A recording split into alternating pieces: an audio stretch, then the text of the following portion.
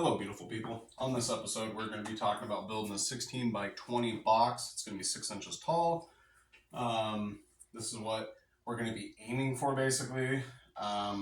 We'll see how much we get into the fabrication of it, but what I'm going to be building it based off of is if I'm going to be doing a 6 inch tall box with a 1/2 inch hem out for furnace flanges to screw it down to a furnace with 1 inch in. Building it with a 1/4 inch on the front and the back, bend out, or in, I guess you would say, and then we're going to be doing a Pittsburgh on our sides. Application for this is, let's say you had a downflow, because as I mentioned in my first video, I do a lot of downflows around here. So if you've got your furnace here, and then you've got a filter here, right, like a media filter box, and you need your venting out the top, you would build like a spacer box, a 16 by 20, and then you'd get your venting out here. Because let's say it's on like a ream where you can't vent out the side. So that's kind of the application for what we're doing here. We'll get into layout, but I just wanted to give you guys kind of the basics of what we're going to be doing. There's a good chance we won't be cutting it down, or I mean cutting it out and actually building it, but I'll show you how the layout's done. Reason why I want to go over this on an easy, simple box, so you can see how the layout is done my way. That way when we get into offsets, you're not confused at why I'm adding a 1/4 inch here, why I'm adding an inch there. Also, we are going to be adding 1 inch on top and 1 inch on bottom. I do that on probably 95% of my sheet metal.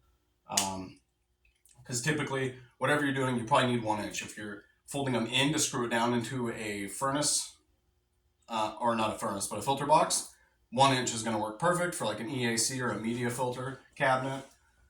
If you're going to double fold it and then fold it out, hem it, and make furnace flanges, that's going to be a 1/2 inch out, but since you're folding it under, you need to double it, so that's 1 inch again. If you're using S-cleat, that's 1 inch again.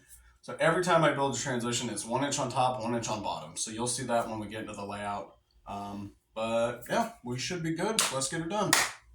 All right, so we're doing a 16 by 20 by 6 inch tall box, 1 inch on top and bottom, and then we're doing Pittsburgh for our seams. I've already marked up the height on the box, so I set my ruler on the edge of the metal at 19. So when I add my inch, I'm a nice even 20. Bring it up to 26 and 27. So I make those marks, and then I make another 3 down here. I'll slide my ruler perpendicular here, so it's lined up there and here, and then I'll just take a Sharpie line and mark the 3 lines, so I have my box made up height-wise. Okay, so I got my box made up height-wise. See, with my 3 lines down here, got a 6 inch piece of metal, 1 inch on top, or 1 inch on bottom, 1 inch on top. I've already marked out the lines for the box, but I'll show you how I got that done. So I'll take my ruler. This is the best ruler, by the way, this Malco 48 inch one. This is amazing. Don't go cheap, go get yourself this ruler. So if we bring this ruler to the top here, and we line it up on the edge, you can see I've added a 1/4 inch here, right? And then we're doing a 16 inch wide box. So you bring it over, but you see I put it at 16 1/4 because if you put it at 16 after you've added a 1/4 here, you're gonna shrink that box by a 1/4 inch. So you gotta make sure to add that 1/4, and then we put another 1/4 inch on top of that. So the full width of the piece of metal is 16 1/2 because it's 16 with 1/4 inch on one side and 1/4 inch on the other. And then I've got the box, the right and the left made over here.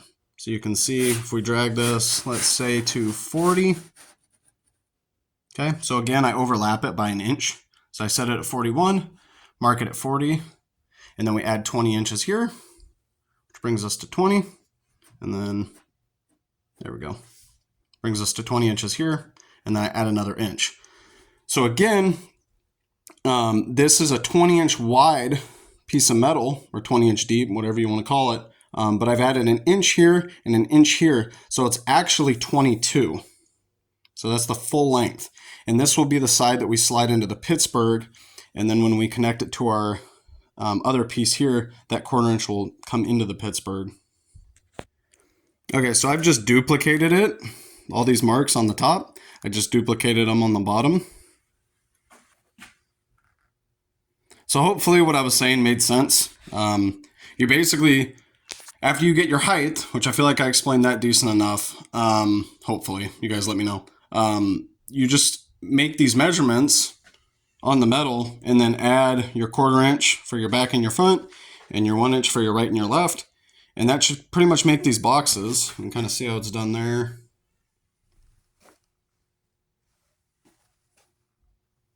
Okay, and then I'm going to flip it over now.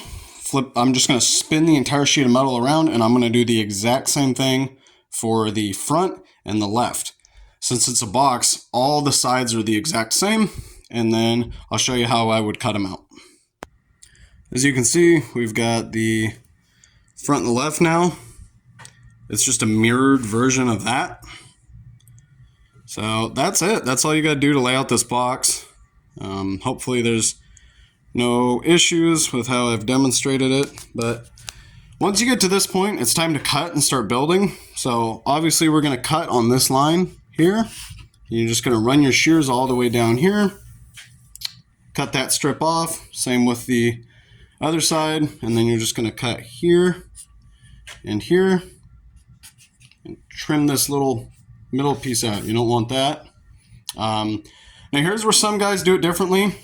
So we need to notch these corners because this has to go through the Pittsburgh, but we're going to bend this seam, right? And same with these, we're going to bend all these.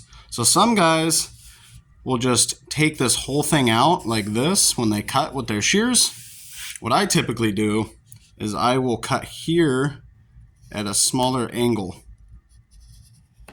Okay, that way once you have your Pittsburgh and you bend this here, it's a lot tighter of a fit. That's going to give the metal a tighter look, and it's going to be easier to seal because you'll have less gaps.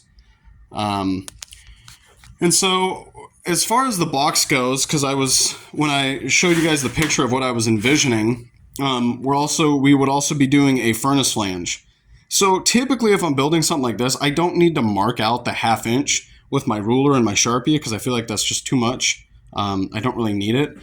I want to mark out all this with my Sharpie so it's easy to see so that I can cut. Some guys will like to scribe the whole thing and then only Sharpie what they have to, but I'm good with Sharpieing all this.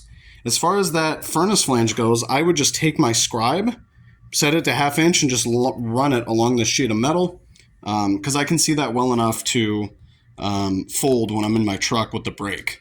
But when I'm going to cut and snip the corners and stuff, I want to see every little piece that I've laid out. That way there's no question of where I'm cutting. So this should kind of be how the sheet looks. I try to do it like this if I can, to where the whole sheet is made up and I don't have to mark up a piece, cut it out, mark up another piece, cut it out. I'll just build this whole thing. And lastly, I know that if I was building this box, I don't need to do it in 4 pieces like this. You can definitely do it in 2, and if you have a giant sheet of metal, you can do it in 1 piece. But I was just doing this so you guys can see how the layouts work, because once I start doing offsets, it's going to get a little wonky, and I want to make sure everybody kind of understands my basis for how I lay out sheet metal.